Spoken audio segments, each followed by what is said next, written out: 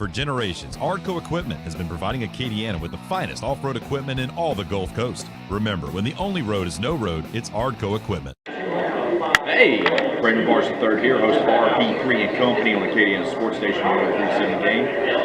Day 2 is in the books here at SEC Media Days on Radio Row. It was an interesting day.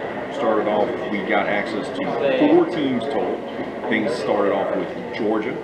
Kirby Smart talked to media. The highlight of that was when someone in the crowd asked him how Nick Saban assistants have fared against their former coach, and before the interviewer could even get the question out, Kirby interrupted and he says, I'm well. It was kind of a nice moment. The storyline with Georgia today was, they want to kind of put how they finished last season behind them. If you remember, they let Jalen Hurst beat them in the SEC championship game, lost his spot in the college football playoff because of it, and then they put together a pretty subpar performance against Texas in the Sugar Bowl, where Texas was a more physical team and kind of dominated them in the line of scrimmage.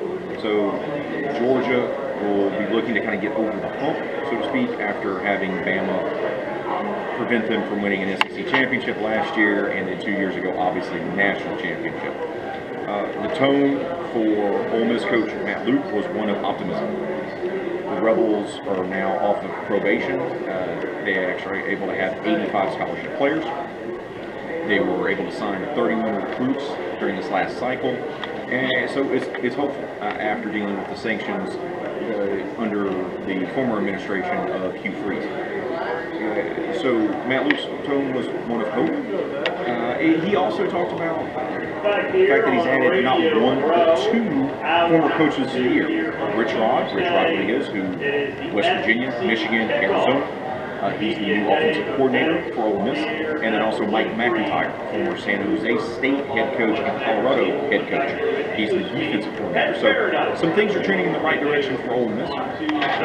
Also, Tennessee, Jeremy Pruitt, who tried to beat the record for longest opening remarks, which was well over 22 minutes of him talking. I mean, he gave you the background information for the trainer, where he went to elementary school. That's what it at least felt like. Pruitt, obviously his first season, the former Alabama assistant, was under 500 last year, his first season with Tennessee. He's talking about a lot today about, he remembered when Tennessee was a national program. He remembered when the Volunteers were one of the SEC's best, and that they're slowly but surely trying to get the program back to their afternoon session. Was highlighted by, of course, Texas A&M, Jimbo Fisher. LSU fans know Jimbo very well. Jimbo was an assistant coach for LSU, helping them win a national title. He was the guy that former athletic director Joe Alleva tried to hire not once but twice. And there's some juice there. He talked about the rivalry. He talked about the LSU game mattering. He talked about how they're going to try to use that and how they finished last season to propel them this year. So, lots of great highlights today from Day 2 of SEC Media Days right here at Hoover. But tomorrow's the big day. Day 3, it's Alabama Day. And I've been told by numerous people that it's going to be nothing that you've ever seen before. So, we'll report on that. Obviously, tomorrow you can find all of our stories and video recaps at 1037thegame.com, and all of our Radio Row, all of our shows that are done on Radio Row this week, Monday through Thursday, as well as all of the content, videos, and stories that are available on 1037thegame.com is proudly presented by the pros at Ardco Equipment. Until tomorrow, talk to you then. I didn't put any film in this.